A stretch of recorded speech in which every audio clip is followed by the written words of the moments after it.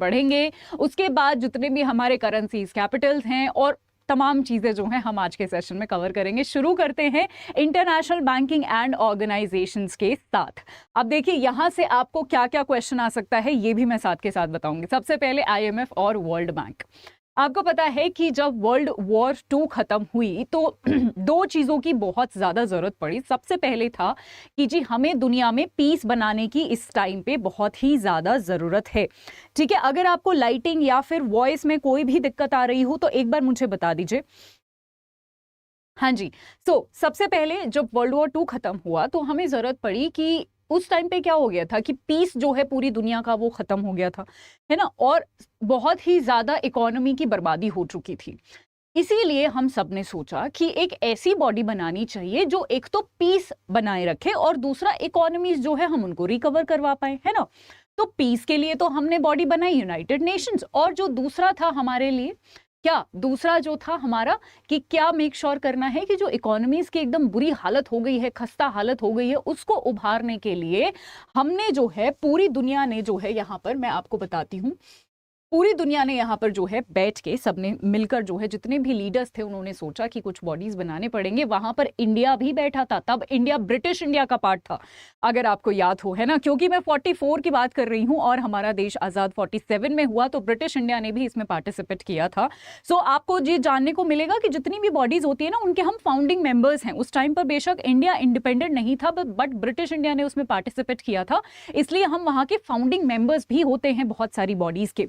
चलिए एक बात मैं यहां पर बता दूं कि जब ये ऑर्गेनाइजेशन यहां पर जो है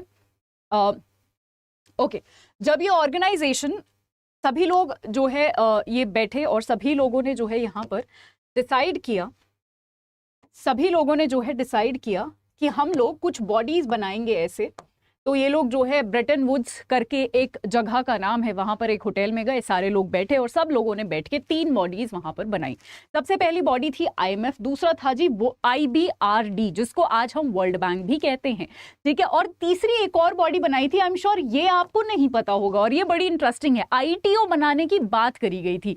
आईटीओ था इंटरनेशनल ट्रेड ऑर्गेनाइजेशन, पर उस टाइम पे यूएस ने इसको अप्रूवल नहीं दिया, इसलिए बॉडी कभी भी बनी ही नहीं, ठीक है। बाद में जाके गैट बना और उसके बाद गैट में भी बहुत सारे लूप होल्स थे, उसको हटा दिया गया और आज के टाइम पे इस आईटीओ की जगह जो बॉडी है जो काम करती है वो है डब्ल्यूटीओ, वर्ल्ड ट्रेड ऑर्गेनाइजेशन। खैर ये एक अलग बात है, बट क्योंकि एक ही जगह पर एक ही होटल में बैठ के तीनों बॉडीज बनाई गई थी इसलिए मैंने आपको यहां पर बताना जरूरी समझा, ठीक है जी।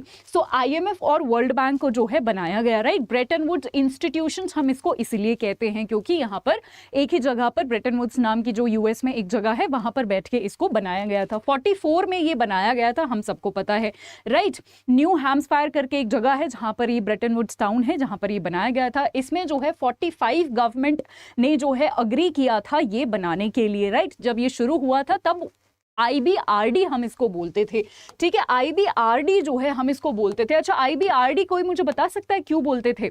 चलिए मैं बता देती हूँ। आईबीआरडी यानी international bank for reconstruction and development. इसका फुल फॉर्म देखिए, रिकंस्ट्रक्शन, क्योंकि देखो वर्ल्ड वॉर हो रही है, आप इमेजिन करो वो सीन, वर्ल्ड वॉर हो चुकी है, बिल्डिंगें तबाह हो चुकी हैं, इकोनॉमी तबाह हो चुकी है, सब कुछ टूट चुका है, तो वो सारी चीजें हमें दोबारा से रिकंस्ट्रक्ट करनी है, दोबारा बनानी है। इसीलिए इस बैंक का नाम रिकंस्ट्रक्शन एंड डेवलपमेंट जो है रखा गया था, ठीक है। चलिए वापस आते हैं। अब अक्सर जो है आपको पढ़ाया जाता है वर्ल्ड बैंक और आईएमएफ को इकट्ठे हम पढ़ते हैं क्योंकि एक ही जगह बना था वगैरह वगैरह, ठीक है। बट इन दोनों में एक डिफरेंस भी होता है, वो भी आज के सेशन में हम जानेंगे। अगर मोटा मोटा एक डिफरेंस आप मुझसे जानना चाहो कि क्या होता है इनमें डिफरेंस, वर्ल्ड बैंक और आईएमएफ, आईएमएफ यानी इंटरनेशनल मॉनेटरी फंड, तो वर्ल्ड बैंक तो हमने देख लिया जी कि जितनी भी इकोनॉमीज हैं उनको रिकंस्ट्रक्ट करने के लिए, दोबारा से खड़ा करने के लिए बनाया गया था।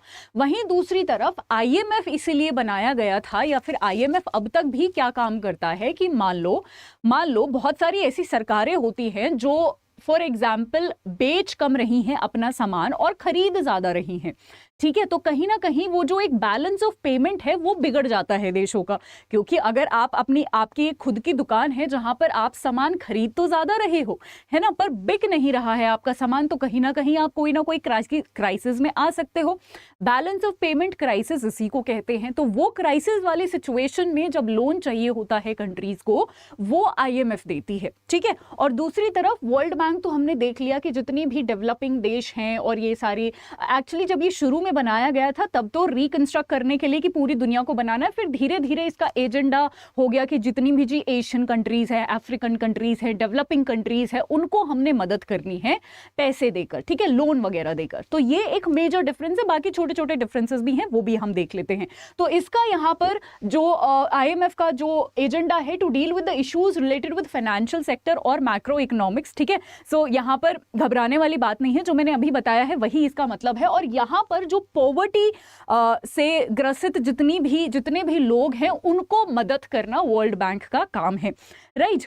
चलिए, सो ये आपको समझ आ गया, राइट। IMF जो है एक तरीके का फंड है, और IMF से एक क्वेश्चन आता है SDR का, है ना, स्पेशल ड्राइंग राइट्स का, जो IMF की ही एक यूनिट है। अक्सर सवाल पूछा जाता है कि बताइए IMF जो है किसका एक, सॉरी, SDR जो है किसका एक यूनिट है, तो IMF का है। UPSC से लेके बैंक तक हर एक पेपर में SDR के बारे में क्वेश्चन पूछा गया है, ठीक है। सो यहाँ पर जो है 188 मेंबर कंट्रीज हैं जो यहाँ पर पैसा वगैरह जो है इकट्ठा करती है। अच्छा, अगर आपको वर्ल्ड बैंक के बारे में और जानना है, बड़ी दिलचस्प बातें जाननी है, तो इस चैनल को जरूर फॉलो कर लीजिए, क्योंकि यहाँ पर मैंने एक बड़ी ही अच्छी शॉर्ट बनाई हुई है जहां पर वर्ल्ड बैंक के पास पैसे कहां से आते हैं और क्या कुछ वर्ल्ड बैंक के बारे में बड़ी दिलचस्प बातें हैं, ये सारी चीजें मैंने वहां पर डिस्कस करी हुई हैं, आप जरूर देखिएगा।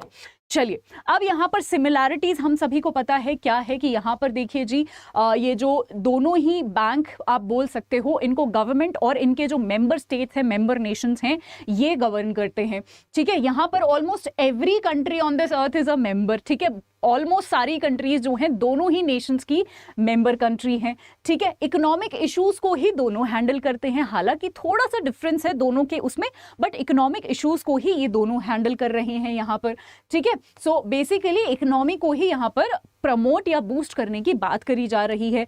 एनुअल मीटिंग्स होती हैं, दोनों की ही हेडक्वार्टर भी सेम है, ठीक है। सो ये आप याद रखेंगे, हेडक्वार्टर वॉशिंगटन DC USA में है, राइट। चलिए, अब यहाँ पर मैंने आपको बताया कि वर्ल्ड बैंक के बारे में जी 44 में बना था, 190 के आसपास मेंबर कंट्रीज हैं वगैरह वगैरह। अब इसके 5 इंस्टीट्यूशंस हैं, यहां से भी क्वेश्चन आ सकता है, ध्यान से सुनिए। 5 इंस्टीट्यूशन है, पहला है IBRD, दूसरा है IDA, तीसरा है IFC, चौथा है MIGA और पांचवा है ICSID। एक एक करके पढ़ेंगे। IBRD यानी international bank for reconstruction and development, world bank बना ही इस नाम से था।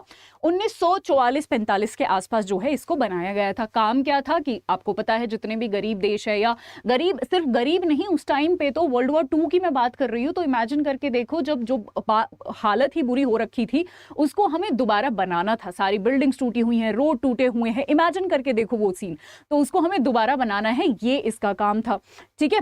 IDA यानी इंटरनेशनल डेवलपमेंट एसोसिएशन, ठीक है, इंटरनेशनल डेवलपमेंट एसोसिएशन, इसको हम सॉफ्ट बैंक भी कहते हैं, सॉफ्ट बैंक भी कहते हैं, ठीक है। इसको 1960 में बनाया गया क्योंकि ये बहुत ही ज्यादा सस्ते ब्याज दरों पर लोन प्रोवाइड करता है। नेक्स्ट है IFC, इंटरनेशनल फाइनेंस कॉर्पोरेशन, 1956 में बनाया गया।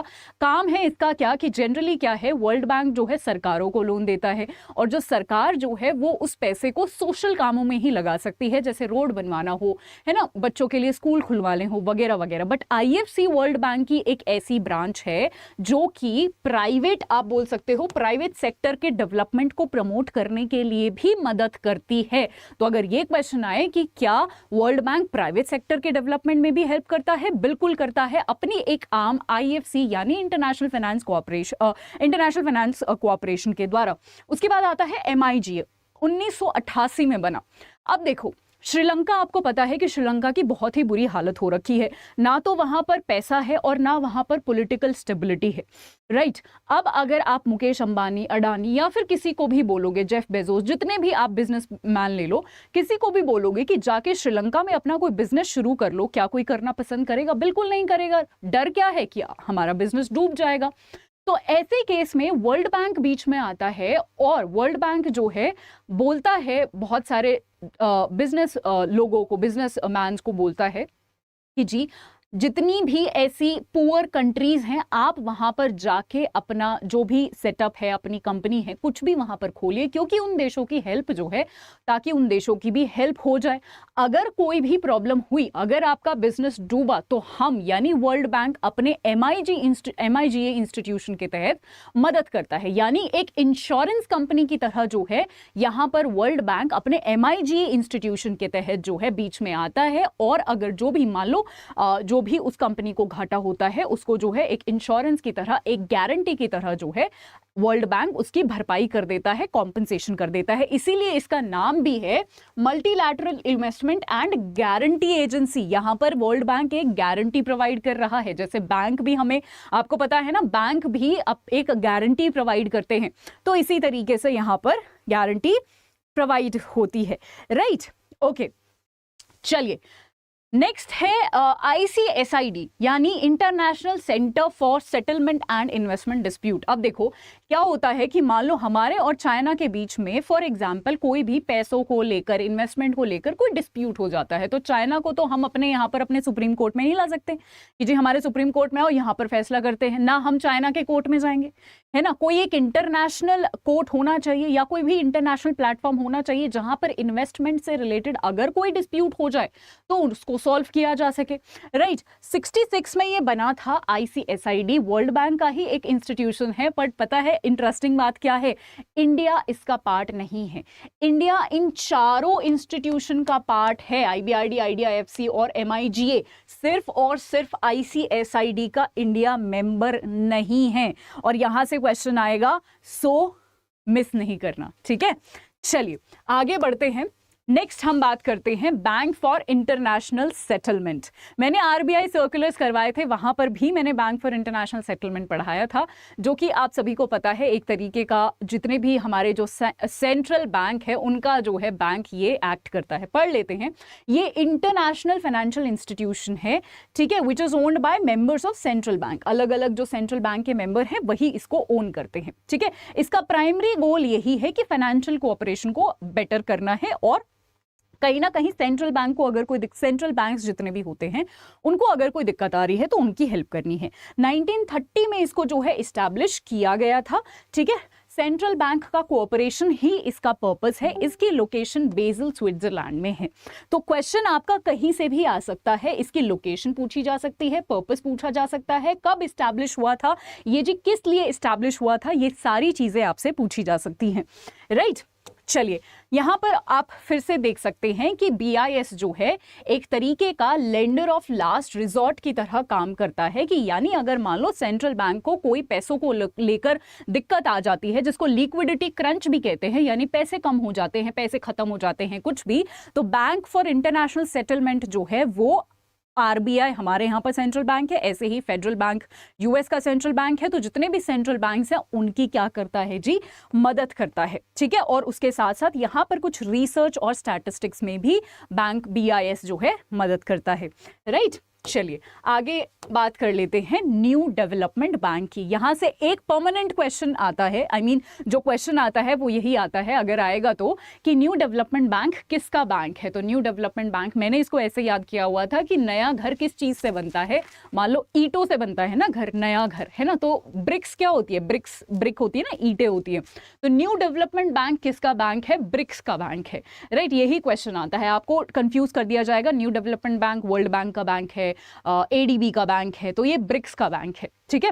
फॉर्मेशन इसका 2014 में हुआ था, एक ट्रिटी साइन हुई थी और 2015 में ये फोर्स में आया था। अच्छा, दो अलग डेट्स भी हो सकते हैं एक ही बैंक के, आप ध्यान रखिएगा। अगर क्वेश्चन में ये पूछा गया है कि जी इस बैंक को बनाने के लिए जो ट्रीटी साइन हुई थी वो कौन से ईयर में हुई थी, या फिर ये पूछा गया है कि ये बैंक कब बना था, फोर्स में कब आया था, तो अलग ईयर है 2015। ये एक इंटरनेशनल फाइनेंशियल इंस्टीट्यूशन है, इसका हेडक्वार्टर शंघाई चाइना में है, ये याद रखिएगा। कौन कौन मेंबर है? Bangladesh, Brazil, China, Egypt, India, Russia, south Africa, UAE और यूरुग्वे। ठीक है, तो ये आप याद रख सकते हैं। इंडिया डेफिनेटली आप नहीं भूल सकते। क्वेश्चन ये आ सकता है कि बताइए इंडिया इसका मेंबर है या नहीं। ऑफिशियल लैंग्वेज इसका इंग्लिश है, प्रेसिडेंट आप देख सकते हैं। पेरेंट ऑर्गेनाइजेशन मैंने आपको बता ही दिया, ब्रिक्स, जिसको पहले हम ब्रिक कहते थे, फिर बाद में जो है इसमें एस यानी साउथ अफ्रीका भी ऐड हो गया। आप यहां पर जो है मैप में भी देख सकते हैं। ब्रिक्स यानी मैं बात कर रही हूं ब्राजील, रशिया, चाइना, इंडिया और साउथ अफ्रीका की। अच्छा, कोई मुझे गेस करके ये बता सकता है कि मैंने यही इमेज यहां पर क्यों लगाई है, जहां पर डॉलर को हमने क्रॉस किया हुआ है, यानी डॉलर को हम कहीं ना कहीं यहां पर हटाने की कोशिश कर रहे हैं। क्या कोई मुझे बता सकता है इसका पर्पस क्या है? अगर आप मुझे रोज फॉलो करते हैं तो जरूर बता सकते हैं। ब्रिक्स में ये जो डॉलर हमने हटाया हुआ है, इसका क्या मकसद है? ओके, मैं एक बार और अनाउंस करना चाहती हूं, लास्ट के 10 मिनट में मैं सारे आपके डाउट्स लूंगी, तो प्लीज अपने डाउट्स को अपने कॉपी पेन में लिख लो, अगर कॉपी में लिख लो, अगर होल्ड नहीं होते यहाँ पर। ठीक है, तो अभी बीच बीच में मैं नहीं डाउट्स लूंगी आपके, लास्ट में हम डेफिनेटली आपके सारे डाउट्स क्लियर करेंगे। ठीक है सुवर्णा जी, ये आपके लिए है, या फिर जितने भी स्टूडेंट्स, लास्ट में हम डाउट क्लियर करेंगे। De dollarisation, very good. ये कहीं ना कहीं डी डॉलराइजेशन और ब्रिक्स अपनी एक न्यू करेंसी के साथ भी आ रहा था, ये हमने न्यूज में काफी सुना था। ठीक है, तभी ये इमेज बनाई गई थी कि डॉलर को हम साइड हटाते हैं, अपनी एक नई करेंसी लेकर आते हैं। राइट, चलिए अब इसका पर्पस देख लेते हैं। यहाँ पर आप सभी को पता है पर्पस यही है कि जितने भी हमारे जो पब्लिक और प्राइवेट प्रोजेक्ट्स हैं उसको जो है, अब देखो जितने भी ये रीजनल बैंक्स बनते हैं ना, रीजनल बैंक्स यानी अपने आसपास के जो भी कुछ कंट्रीज हैं वो मिलकर जो है, कुछ रीजन्स मिलकर एक ग्रुप बना लेते हैं, बैंक बना लेते हैं, आपस में कॉन्ट्रीब्यूट करते हैं और आपस में ही एक दूसरे की हेल्प करते हैं। ठीक है, कुछ ऐसे होते हैं जो सिर्फ अपने मेंबर कंट्रीज की हेल्प करते हैं, कुछ ऐसे होते हैं जो मेंबर कंट्रीज की तो करते ही हैं, बाहर के लोगों की भी करते हैं, जैसे एडीबी, जो हम आगे पढ़ेंगे। ठीक है, चलिए आगे बढ़ते हैं। नेक्स्ट है हमारा एडीबी ही। ठीक है, 66 में ये बना था, मल्टीलैटरल डेवलपमेंट बैंक है, यानी काफी सारी कंट्रीज यहाँ पर हैं। ठीक है, ये सोशल और इकोनॉमिक काम के लिए जो है लोन वगैरह देता है। ठीक है, सोशल पर्पस, सोशल काम क्या होता है? जैसे बच्चों के लिए स्कूल बनवाना, रोड्स बनवाना, ये सारे सोशल काम होते हैं, और इकोनॉमिक डेवलपमेंट। राइट, फिलीपींस में इसका जो है हेडक्वार्टर है। रीजन इसका इंडो पैसिफिक है, यानी जो मेंबर स्टेट्स हैं वो इंडो पैसिफिक वाले हैं। 68 कंट्रीज है, प्रेसिडेंट भी आप यहाँ पर देख सकते हैं।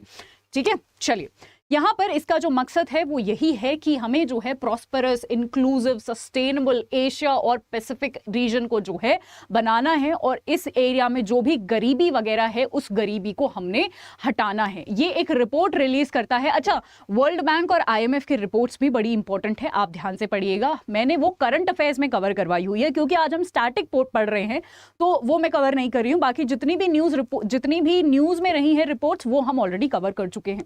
ठीक है, एशियन डेवलपमेंट आउटलुक जो है वो एडीबी यहां पर रिलीज करता है। एशियन डेवलपमेंट बैंक एक ऑफिशियल यूनाइटेड नेशन का ऑब्जर्वर है। अगेन आपको ये याद नहीं रखना है, क्योंकि यूनाइटेड नेशन के जो परमानेंट मेंबर्स वगैरह होते हैं ना, सिर्फ या फिर इंपॉर्टेंट एजेंसीज होती हैं, वो याद रखनी होती है। कौन ऑब्जर्वर है ये ज्यादा याद नहीं रखना होता है। ठीक है, चलिए आगे बढ़ते हैं। नेक्स्ट है पर्पस इसका यही है कि ये जो है अपने जो भी लोग हैं, यानी अपने जो मेंबर स्टेट्स हैं, उनको लोन देकर, ग्रांट्स देकर, है ना, हेल्प करता है अलग अलग चीजों में। ठीक है जी, चलिए आगे। यहां पर इसका जो मेन मोटो है वो है फाइटिंग पॉवर्टी, यानी गरीबी को हमने हटाना है एशिया और पैसिफिक एरिया में। राइट, चलिए आगे बढ़ते हैं। मेंबर स्टेट्स भी आप इसका देख सकते हैं, इंडिया जो है इसका मेंबर स्टेट है। नेक्स्ट, ऑल राइट देन, तो इंटरनेशनल ऑर्गेनाइजेशंस ये हमारी जो न्यूज में थी वो होती हैं यहाँ पर खत्म। इंपॉर्टेंट वाली मैंने यहाँ पर करवाई है, सारी पढ़ने की हमें जरूरत भी नहीं है। अब हम बैंक्स इन इंडिया